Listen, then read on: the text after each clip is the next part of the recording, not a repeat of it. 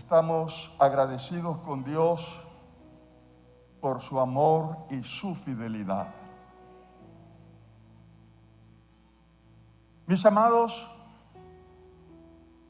en esta hora quiero darles oficialmente la bienvenida a nuestra fiesta del becerro gordo. Denle un aplauso al Señor.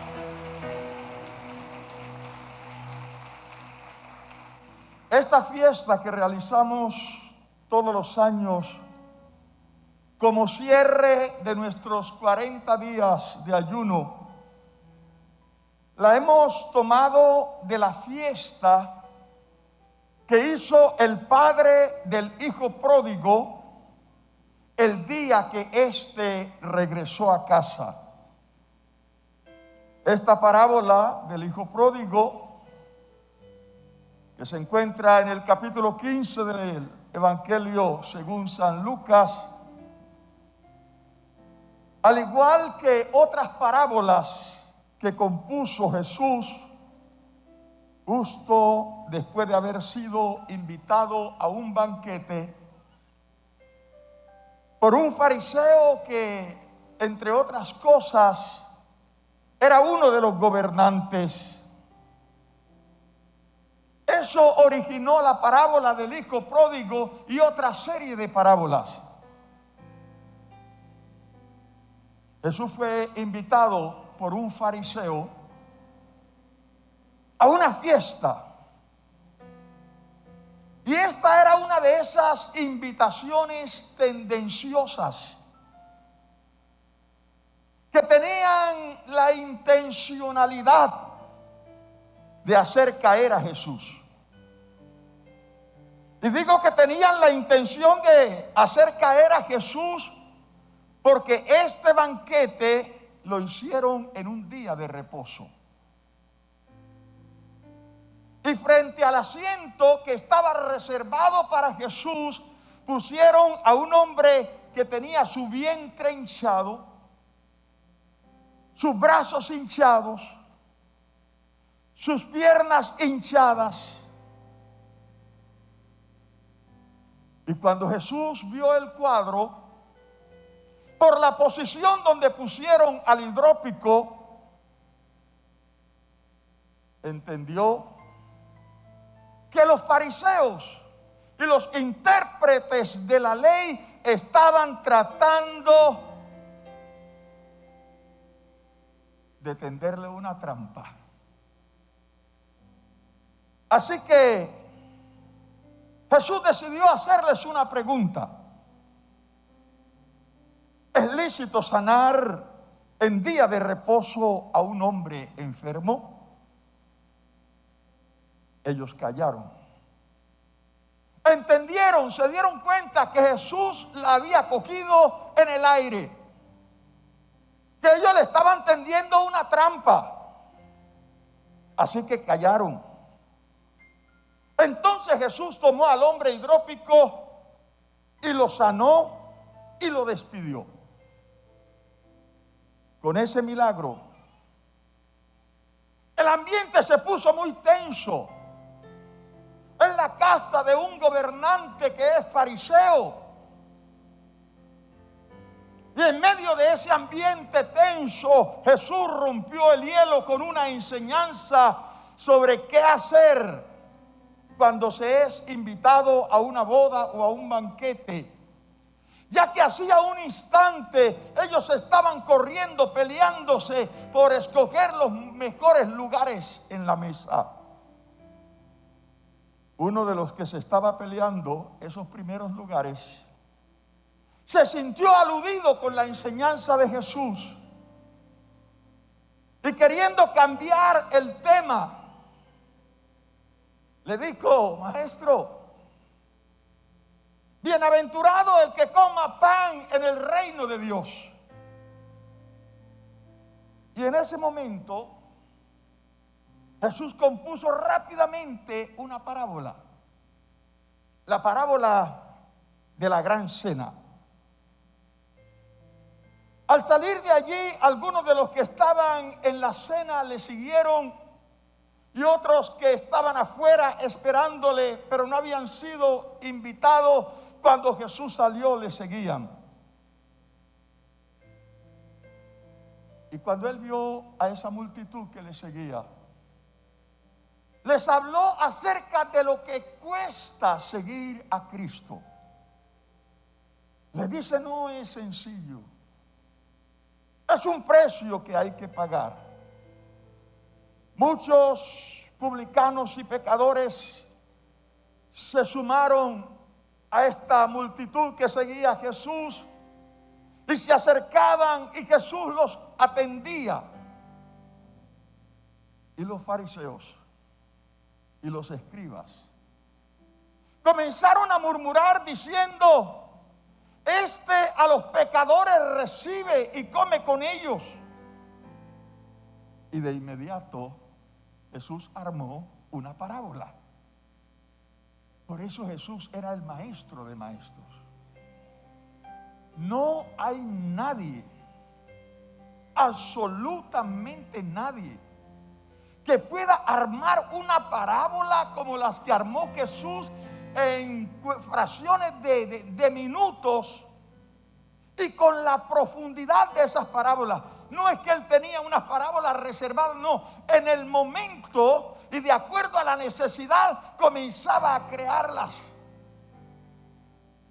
Con razón el maestro Nicodemo dijo, sabemos que ha venido de Dios como maestro, porque las cosas que tú haces no las puede hacer nadie a menos que Dios esté con él. Es que era una realidad. Y cuando uno mira la profundidad de esas parábolas, uno dice definitivamente que Pablo, que Nicodemo, que maestro era Jesús. Así que inmediatamente comienza a crear una parábola. La parábola de la oveja perdida. Y luego les habló de la parábola de la moneda perdida. Y luego con esa habilidad que tenía para armar parábolas, alegorías, Jesús sobre la marcha compone la parábola del hijo pródigo. Así que estas parábolas no son una historia aprendida. Son figuras literarias inéditas que Jesús está creando sobre la marcha a raíz de cada situación que se va presentando. Pero lo más asombroso es que todas estas parábolas mantenían un mismo hilo de pensamiento. Y todas ellas tenían una profundidad sin par. Con esto en mente, entremos a estudiar la parábola del hijo pródigo. Esa parábola que todos conocemos.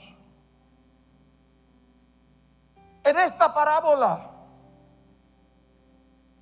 Jesús cita como protagonista a un joven, pero perfectamente pudo haber citado a un padre de familia que se siente insatisfecho en casa y decide abandonar a su esposa y a sus hijos para ir a experimentar la verdadera felicidad, entre comillas. Jesús puso como protagonista de esta parábola a un joven, pero perfectamente pudo haber citado como protagonista de esta historia a una mujer que se siente insatisfecha por haber dedicado sus mejores años a su esposo, a sus hijos, pero ahora está decidida a abandonar todo para experimentar lo que otras le aseguran es vivir la verdadera vida. Jesús Escogió a un joven como protagonista de esta historia. Pero pudo haber citado como protagonista de esta historia a un creyente, a un miembro de una iglesia que se siente insatisfecho en la iglesia. Insatisfecho porque tal vez pasó su juventud sirviéndole a Dios y no probó los deleites temporales del mundo. Pero la pandemia le enseñó que se puede ser un cristiano sin estar comprometido con Dios. Que se puede seguir a Jesús de lejos. Que tal vez con ver una prédica por televisión o por las redes sociales es suficiente para vivir la vida cristiana. La pandemia les enseñó que se puede vivir una vida cristiana sin compromiso, que a la final resulta mucho más placentera que estar recibiendo llamadas de la iglesia para animarlo cuando las cosas no están bien.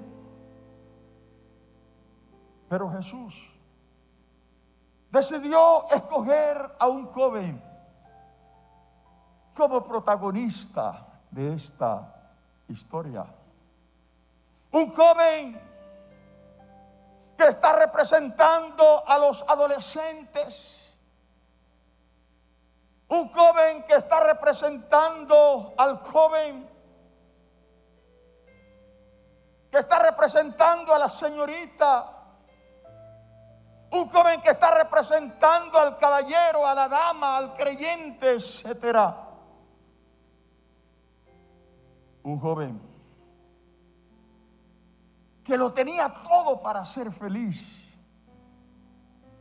pero se sentía insatisfecho. Esto me lleva a pensar que la insatisfacción obedece más que a una necesidad real, a un estado del alma. Este insatisfecho joven quería experimentar lo que otros estaban experimentando. Es que parece ser parte de la naturaleza humana. El siempre ver el prado del vecino más verde que el propio. Hoy he venido a decirles, no nos dejemos deslumbrar de todo lo que vemos. Lo repito. No nos dejemos deslumbrar de todo lo que vemos, porque no todo lo que brilla es oro. Hay gente experta en maquillar y disfrazar su mortal angustia y han aprendido a sonreír aunque por dentro estén llorando. El joven de esta historia lo tenía todo. Pero el enemigo le hizo creer que era un miserable. Y era un miserable por no haber experimentado aquello que los otros se jactaban de haber experimentado. Esto va para aquellos bendecidos que nunca conocieron el mundo, que nunca se han ido al mundo, que nacieron en un hogar cristiano. A ustedes les digo, no manchen sus vestiduras. Este es su mayor tesoro. Les aseguro, a los que nacieron en un hogar cristiano que nunca han experimentado el mundo, no se han perdido de nada. Y cuando digo de nada, es de nada. Yo sé que los que infortunadamente experimentamos el mundo y llegamos a Cristo, podemos decir a pie juntilla, ustedes que no han manchado sus vestiduras, no se han perdido de nada. Siéntanse bendecidos de seguir a Cristo sin manchar su vestidura. ¿Y sabe por qué le digo esto? Porque la Escritura dice: el mundo pasa y sus deseos, pero el que hace la voluntad de Dios permanece para siempre. Alabado sea el Señor. Pero el incauto joven de la parábola quería disfrutar de la felicidad que vendían las redes sociales de la época. Aquellos muchachos que se sentían atrapados, sin poder salir de aquella arena movediza, pero que no queriendo hundirse solos, llamaban la atención de los incautos para que experimentaran la agradable sensación que ellos estaban viviendo. ¿Cuál sensación? La angustia, el sentirse atrapados sin poder salir. Estos malvados hicieron también su trabajo, que lograron que este joven bueno, sano, noble, importunara a su padre para que le diera la parte de su herencia, porque él quería ser como los demás. Quería experimentar la felicidad de ellos. ¡Qué felicidad! Pero a este joven cristiano le parecía fantástico convertirse en un chico malo. Y su padre trata de hacerlo entrar en razón, pero no lográndolo. Su padre trata de mostrarle su amor al decirle: no es por la herencia, el asunto es qué vas a buscar allá. Pero el muchacho lo inoportuna tanto que le dice: aquí está. Si te estoy reservando la herencia, no es porque no es tuya, no es que no te pertenece, no es que no te la quiera dar, es que te quiero evitar un mal. Pero si esto es lo que quiere, tómala. Su padre le entregó lo que le correspondía. A propósito de la actitud de este joven, permítame hacer un paréntesis, porque se está poniendo de moda en estos días que los hijos reclamen herencia en vida de sus padres. Y algunos obligan a los pobres viejos a vender la casita que con tanto esfuerzo construyeron, porque sus hijos están reclamando su herencia. Algunos los hostigan: tienes que vender la casa, yo necesito mi parte de mi herencia. Y algunos lloran vendiendo la casita, porque en esa casita están tantos recuerdos, porque esa casita tal vez la construyeron ladrillo a ladrillo.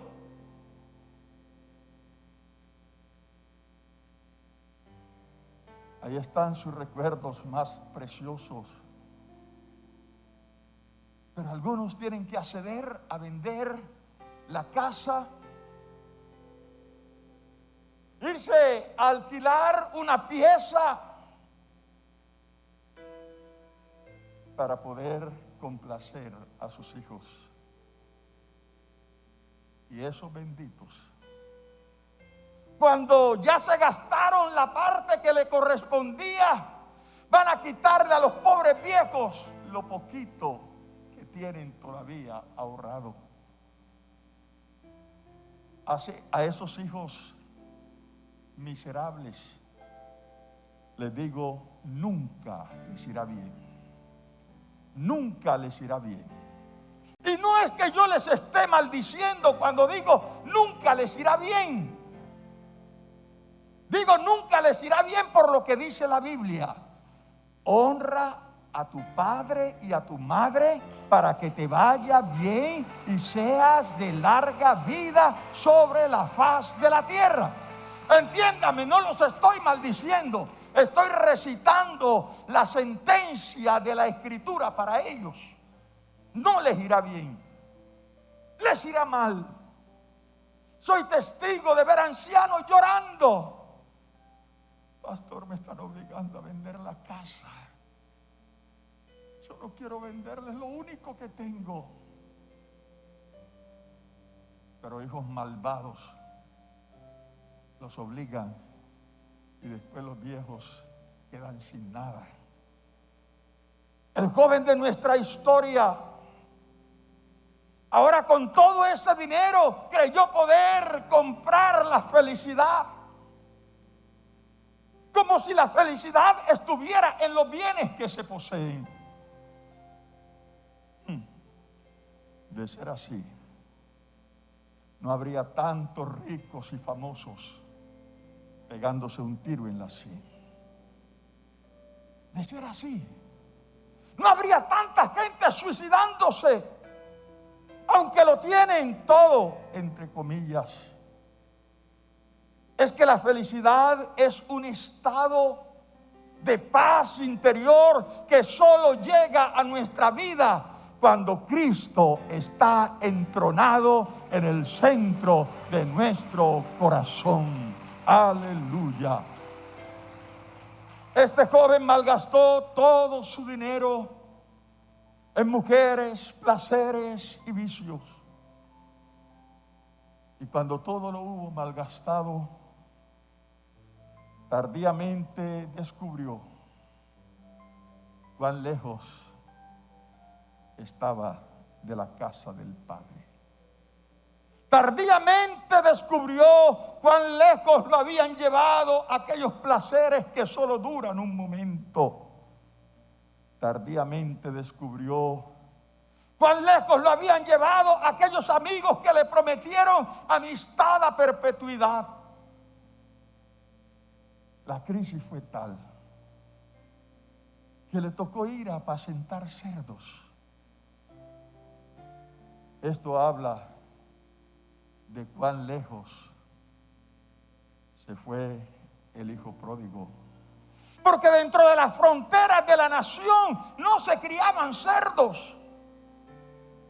Si él tuvo que ir a apacentar cerdos, es que se había ido bien lejos.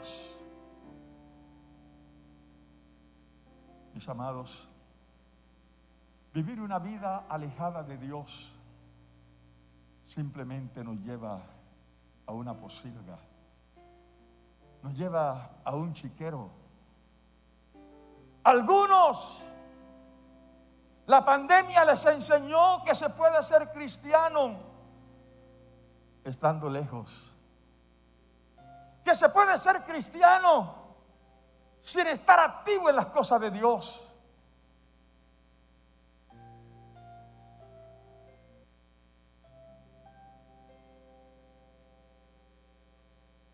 Ver una prédica por televisión, por alguna red social. Algunos dicen por el contrario, tengo la oportunidad de escoger el predicador y lo apago cuando quiero.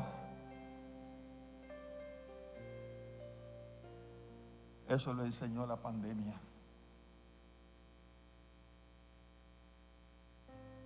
Fue exactamente lo que hizo este joven. Pero haberse alejado de la casa del Padre le causó muchos males. Tanto es así que dice la Biblia que cuando ya lo había perdido todo y estaba ahí apacentando los cerdos, quería comerse las algarrobas que comían los cerdos y le decían: cuidado.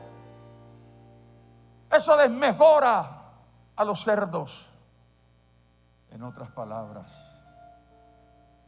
este joven apreciado, valorado en su casa, llegó a valer menos que un cerdo. Pero estando en esa condición, un día, bendito día, él reflexionó y dijo: ¿cuántos jornaleros en casa de mi padre tienen abundancia de pan y yo aquí perezco de hambre? Me levantaré e iré a mi padre y le diré: Padre, he pecado contra el cielo y contra ti, ya no merezco ser llamado tu hijo, pero hazme como uno de tus jornaleros. En otras palabras, Padre, no vengo buscando la posición de hijo, porque sé que no merezco nada. Pero estando lejos comprendí que ser un jornalero tuyo es mejor que irse tras los ofrecimientos ilusorios que el mundo ofrece. Hermanos amados, ser un jornalero del Señor es mejor que todo lo que el mundo puede ofrecer.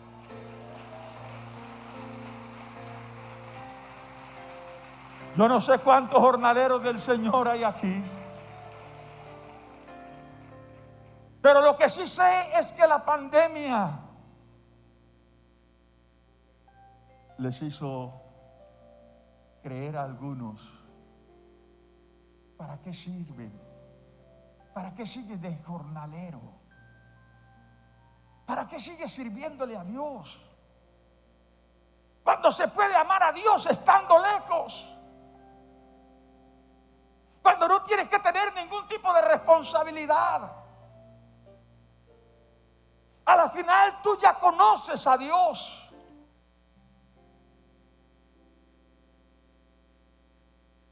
Pero yo quiero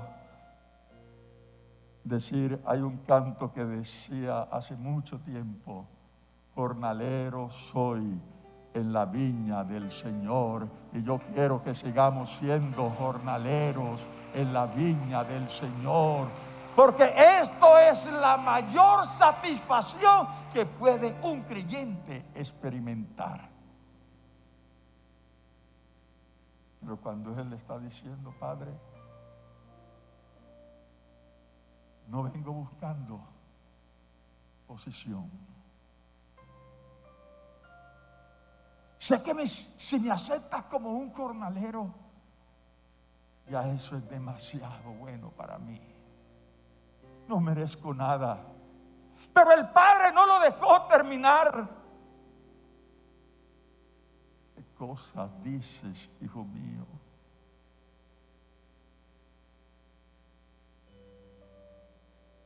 Tú, jornalero.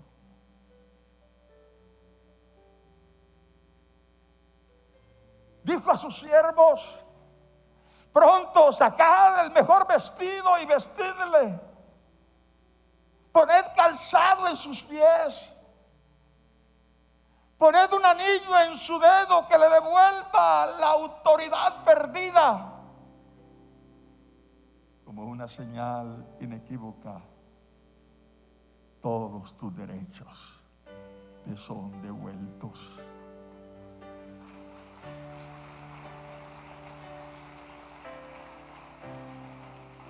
Matad el becerro gordo y hagamos fiesta, porque mi hijo muerto era y ha sido hallado, ha revivido. Amados, esta historia es tu historia. Es tu historia. Es tu historia. Es tu historia. Es tu historia. Es tu historia. Es tu historia, es tu historia, es mi historia. Esta historia es nuestra historia. Pero sabes, antes que llegáramos esta tarde a este lugar, cual el padre del hijo pródigo, él ya nos estaba esperando. ¿Y sabes cómo nos estaba esperando? Con sus brazos abiertos.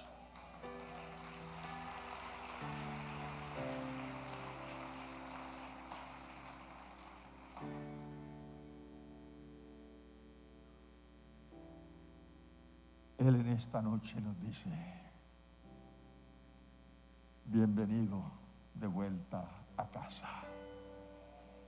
Bienvenida de vuelta a casa.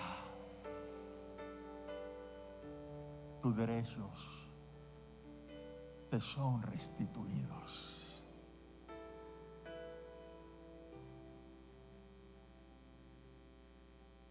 No lo aceptó como jornalero. Tú regresas como hijo. Tú regresas como hijo. Ese regresar como hijo significa: vuelve a servir con amor, con pasión, porque estás trabajando en lo que es tuyo, en lo que te pertenece.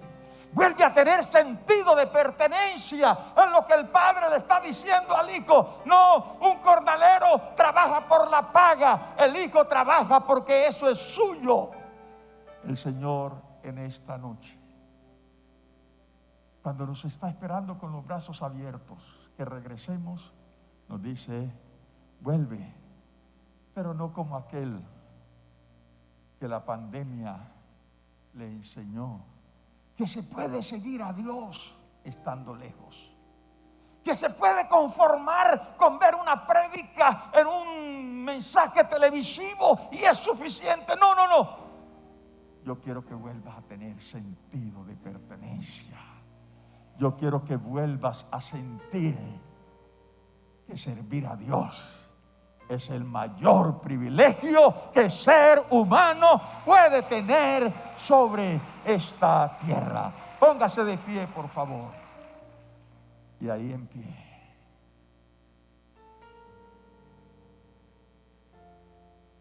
con tus ojos cerrados,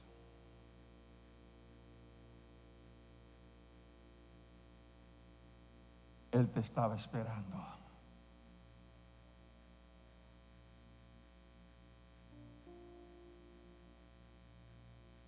La pandemia le quitó el brillo a mucha gente. La pandemia creó cristianos que siguen a Jesús de lejos. Este muchacho se alejó tanto de su padre y terminó en un chiquero. Pero el Señor hoy nos está diciendo: bienvenido de nuevo a casa. Con sus ojos cerrados, quiero saber si hay personas que dicen: Señor, esta historia es lo que yo estoy viviendo. Llegué a creer que se puede ser cristiano viendo un mensaje por televisión o por las redes. Pero hoy, Señor, cuando tú me dices: vuelve a casa, cuando tú quieres abrazarme y darme la bienvenida, yo estoy dispuesto a regresar. Levanta tu mano. Muchas manos levantadas. ¿Sabes? Deja que Él te abrace en esta noche. Déjate abrazar. Recibe el abrazo del Padre. El abrazo que este Padre le dio a su hijo fue un abrazo quiebrahueso. Tienes que sentir su abrazo en esta noche. Tienes que sentir su presencia. Tienes que sentir que Él te dice: cuán feliz estoy por tu regreso a casa, hijo.